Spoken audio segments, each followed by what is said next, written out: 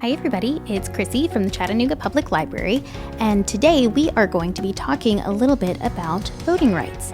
I know that all of you are probably getting sick and tired hearing about elections and voting, but it is important to see how our nation's voting rights have changed throughout the years.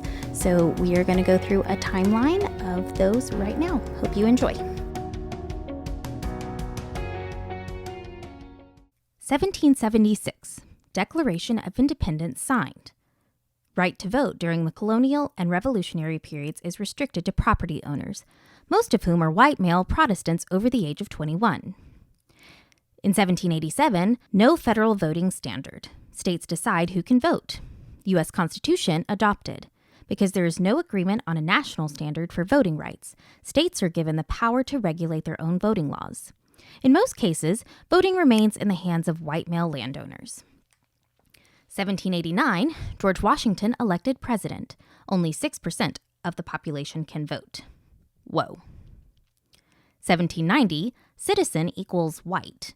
In 1790, the naturalization law passed. It explicitly states that only free white immigrants can become naturalized citizens. So essentially, all voting laws stabilized in this form for almost 60 years. Only free white men over the age of 21 who own property can vote. In 1848, several different groups of people began protesting for the right to vote, to be extended to other people living in the United States. What starts in movements concerned over abolition of slavery, women's suffrage, and the extension of citizenship to residents of new territories being absorbed into the United States as it expands westward, actually first caused changes in access to voting rights for all white men, even if they don't own property. This happened by 1856. The formerly Mexican citizens in Texas, no matter their gender and property status, can't vote unless they are fluent in English and also are white.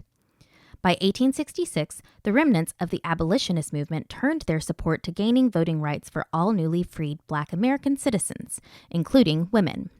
So the idea of universal suffrage is the concept to extend the right to vote to all citizens. This combined effort is short-lived, though, because racism is pernicious and deep, and there was deep conflict over strategy. Was it all men first or all white people first? Everyone all at once was still a dream for the future. In 1868, all formerly enslaved people are granted citizenship as a result of the 14th Amendment to the U.S. Constitution. The Constitution, however, continues to explicitly define voters as male. Remember when I mentioned that the states were in charge of deciding their own voting rights because the federal government wasn't involved in that process? Well, in the aftermath of the Civil War, and despite the fact that the 14th Amendment prohibits states from denying any rights of citizenship, the states are still in charge of deciding who can vote at any level for any election. Within 2 years, the 15th Amendment was passed in 1870, which explicitly states that race cannot be a factor in denying a citizen the right to vote. At this point, all voting debate is focused entirely on race, and women of all races are basically dropped from the political conversation at the federal level. Women of all races are still very much in the conversation at the state and local levels, however. And in 1872, Susan B. Anthony is arrested in New York and tried her attempt to vote for president that year, and Sojourner Truth is denied entrance to the polling station in Michigan for the same election. While all of this is going on, Native Americans and Asian Americans, specifically Chinese Americans and Filipino Americans, are also trying to gain access to voting rights. For almost 50 years more, non-white American residents and citizens protest, litigate, and continue to test the boundaries of the democratic process in order to achieve universal suffrage. 1920, right to vote is extended to women. This happened when the 19th Amendment passed, giving women the right to vote in both state and federal elections. Side note, guess which state was the state to make this pass? That's right, that's Tennessee. In 1924, the Indian Citizenship Act grants citizenship to Native Americans, but many states nonetheless make laws and policies which prohibit Native Americans from voting, because states still control access to voting instead of federal laws defining and determining voting access for citizens. In 1925, the path to citizenship through military service is established when Congress approves citizenship for Filipinos who have served at least 3 years in the Navy. 1947, Miguel Trujillo, a Native American and former Marine, sues New Mexico for not allowing him to vote. He wins, and New Mexico and Arizona are required to give the vote to all Native Americans without having to renounce tribal citizenship. In 1952, Mccarran Walter Act finally grants all people of Asian ancestry the right to become citizens. In 1961, the 23rd Amendment passed, and this gave citizens of Washington, D.C. the right to vote for the U.S. president. But to this day, the district's residents, most of whom are African American, still do not have voting representation in Congress. This is also known as taxation without representation. Boom. 1963 to 1965, the states still control access to voting, so Black Americans in the U.S. South were still prevented from voting because of racist legislation in place at the state level. Voting taxes, literacy tests, and violent intimidation are tactics employed by the racist Southern power structures at the state level to continue to restrict voting rights to white citizens over the age of 21. The federal government finally begins to get involved by passing the 24th Amendment so that voting taxes can't be used to suppress access to voting for citizens. But it wasn't enough on its own. It took the 1965 Voting Rights Act, which included the federal government's ability to enforce the previous amendments to the U.S. Constitution, to finally extend the vote to Black citizens in the South. The U.S. has a long history of activism and political protest involved in securing the right to vote for as many citizens as possible.